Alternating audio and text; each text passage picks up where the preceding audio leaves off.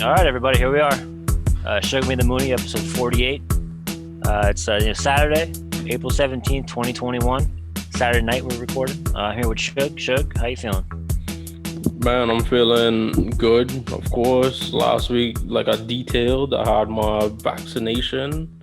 But what happened was over the weekend, I got like a little cold, and as a person with allergies and asthma, like I said in that segment last week, around this time of the year, usually that's when I start to get like a little cold or a little fever and stuff like that. So I had that over the weekend, but I just wanted to point out how like dangerous like people's rhetoric is. We took the Johnson and Johnson, and of course, if you've been watching the news, like there was six people, or there were six Mm. cases where these people got like clots. One of them was fatal.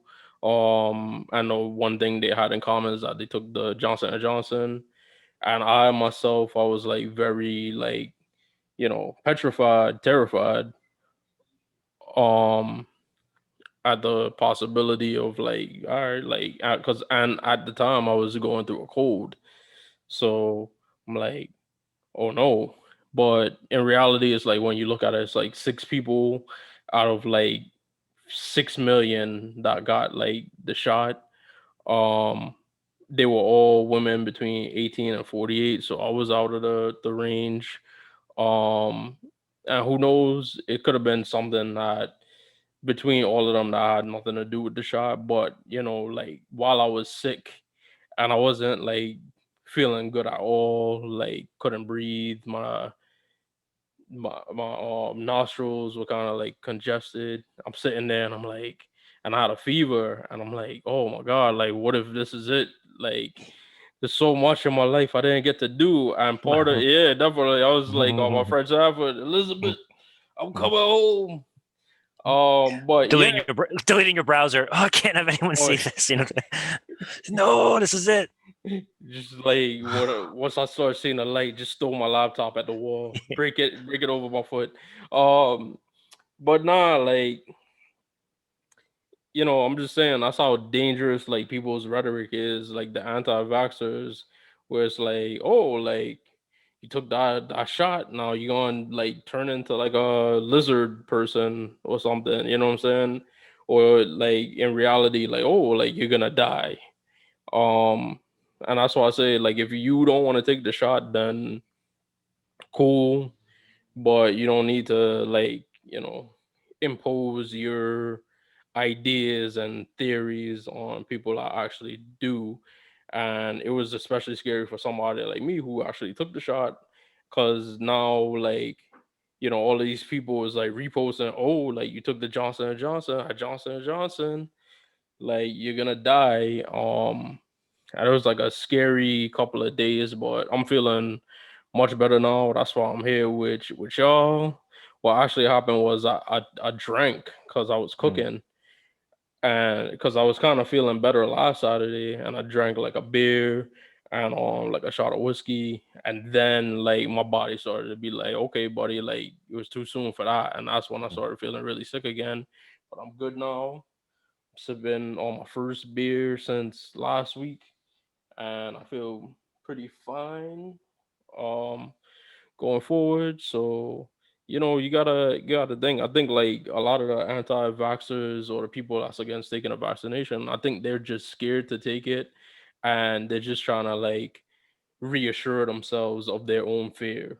Oddly enough, so that's Mm. what's going on. The other thing that's going on is I want to send out a shout out and prayers and well wishes to the families of George Floyd, Dante Wright, and Adam Toledo, who was 13 years old. Like, they were showing pictures of the kid, and it was like, oh, you know how they go about it. Oh, they're showing pictures of him when he was young, so he could look innocent. And it's like, dude, like, kid was literally in like seventh grade when a cop shot him, down, in an alley in Chicago.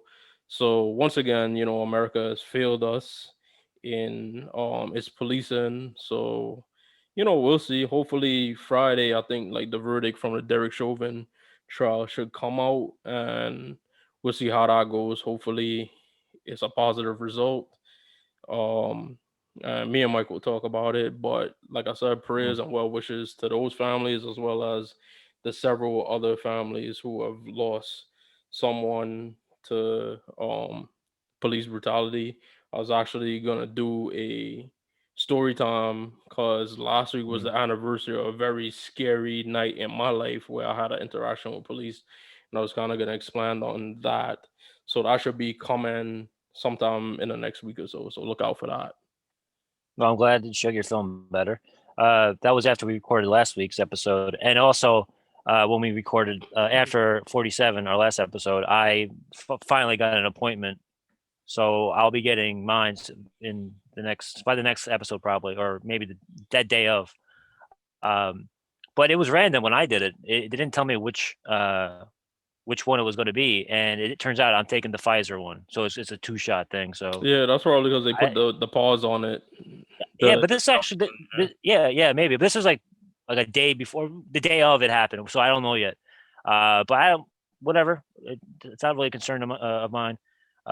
Just the fact that I'd have to go twice, and now they're also saying that it's going to be like kind of like the flu shot, where even if you get the Pfizer in like 8 to 12 months, you have to get like a third one, and then I think going forward would be like a yearly thing anyway. So that's what happened during the week regarding the Yeah, COVID you got these shots for vaccination. everything. You get like a tuberculosis shot, you get your flu Yeah, shot, you get your hepatitis shot, like all of that.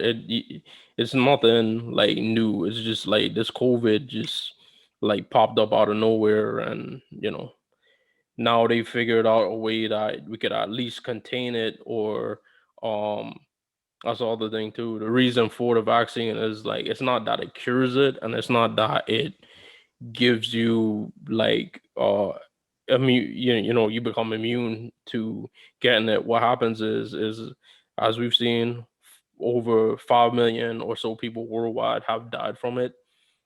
It makes it so that you end up, if you do get it, it's not something that would have you to be hospitalized.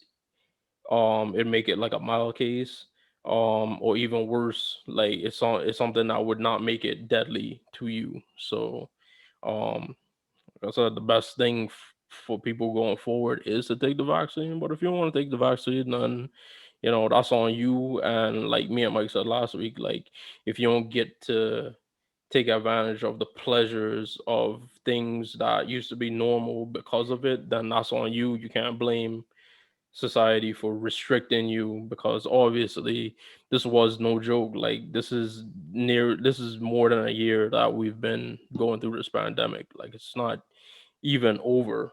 Like, and this is the way we get to being close to it being over. and also you got to have the paperwork too. If when we go to the Yankee game this year, we're gonna have our paperwork to get in. Yeah, buddy. Man. You got it right there. Yeah, so people are already getting denied at places. So I heard. I think all the NBA places are like letting people in again. There you go. There we got it. Yep. Yeah, keep that. Is that? Can you fit that in your wallet? I'm gonna keep that in my wallet. Unfortunately, It's a little too big. yeah, he can't. But guess what? It fits in your back pocket, ladies. Yeah, It fits in your purse. I'm gonna wear a suit jacket now and just keep it in there like a handkerchief. Yeah, Yeah. get it laminated. So you were excited. You were watching WrestleMania, had a few drinks, and you got sick. I'm sorry to hear that, but it Yeah, was WrestleMania weekend. I had It to was watch. WrestleMania weekend. I had to watch of night two. Didn't drink any beers. I was drinking like tea with like turmeric in it. With a robe, robe Yeah, on, making comments about it. But yeah. So WrestleMania was last week, and I wanted to talk about it also because it's like the start of the new year for like WWE and pretty much just like wrestling. There's like the new season because WrestleMania is over, and the first story that comes out is the releases. WWE released many of their talent, and it's like the 1 year. It was a 1 year anniversary of when they did it in 2020. hmm So that had Twitter in the internet wrestling community up in arms. So we're going to talk about that in our episode 48. We're going to talk about that, and then we're also going to talk about our. Hey, you know what? Last night, we were watching the Knicks last night. Good game. the Mavs. Mm-hmm. First time since 2014, right? 5 in a row. First time since 2014, I believe. Yeah, Something like that. Luca Magic. Even though Luca was far from magical and his team lost, but that's what ESPN was telling you because God forbid they give the Knicks any credit. I mean, they had the guy made the graphic, so they had to show it. They were ready for it. They didn't realize they had a record. They had it ready. It was the first time I watched Sports Center in 3 years. I was tweeting. I tweeted. I was like, I saw the graphic. It was like on up next on Sports Center. I'm like, bro, it's like 4 minutes left, and like they're down like 8. Like, what do you do now? That's when you kind of get in that conspiracy, because all of a Yeah. sudden, like, imagine like now this dude's getting like all these foul calls and all these ticky tack stuff because it's on ESPN and they need it to be a down to the wire game. But yeah, Mike. Yeah. So last week we're going to start a new tradition. Last week we talked about Suge. What was it again? What's the new catchphrase, Suge? Let's say it all Yeah. together now. Suge new. Yeah. So this week's edition is you retweeted something you wrote about Spike about a year ago, Yeah, and I'm right? Like, surprised my Knicks people didn't even like retweet it because I had said last year when the whole thing with Spike happened, which ironically was like a week before the shutdown, like when the league suspended, and I said I was like, if you think about it, Spike Lee being like the face of the Knicks and basically like our unofficial mascot, it coincided with the Knicks basically being us for like the past 20 years. Cause I remember that's what everybody was saying at the time. It's like, oh, we lost Spike. Like Spike was your most loyal fan, and now you lost him. Like now the Knicks are gonna be in this like downturn. And I'm like, as a Knicks fan, it's like literally like the only way is up. Like, okay, like so now like Spike Lee can't be annoying, and I'm like, on top of that, remember like Spike Lee's claim to fame is the fact that like he egged on Reggie Miller and caused him to like um score like 8 points in like 8 seconds or something like that, and the Knicks to lose a well, playoff then it game. totally choked me. Oh yeah, and they Yeah. did like a whole documentary on it, Winning Time. So like my thing was like, could you imagine like, okay, I went to Yankee Stadium last year, and me and Mike is there like drunk off our Spanish bar Presidentes, and Dominican, we unofficial Dominican. Yeah. yeah, and we're in the bleachers at the bullpen, like, and Justin Verlander is like warming up, or what was the pitching? Zach Greinke was pitching that game, right? I mean, we lost the Yep. game, but imagine like we was like egging him on and talking shit, and then it comes out like Suge the Mooney was like um cursing Zach Greinke, and then he comes out and throws like a one-hit shutout with like 16 strikeouts, and how the Yankees on the brink of elimination. It's like, all right, those dudes aren't Yankees fans. Like they literally like where like this guy probably would have pitched regular and we would have had a chance. It's like he gave them that extra ammunition. Some point is, long story short, I know I went on, but my thing is, I was like, perhaps, and I tweet this was a tweet that Mike is referencing. I said, I was like, Spike Lee being like the face of the Knicks, which is fucking hazardous enough as to begin with. Um, and the Knicks really being like a joke of the NBA world or even the sports world. Um, the common denominator is Spike Lee. I'm like, perhaps this is the exorcism that we need. And it kind of went on deaf ears. And then look at this year now. Spike Lee distanced himself from the Knicks, and guess what? The Knicks are like the surprise story of the NBA, and like they're really, really good, and people are starting to recognize that.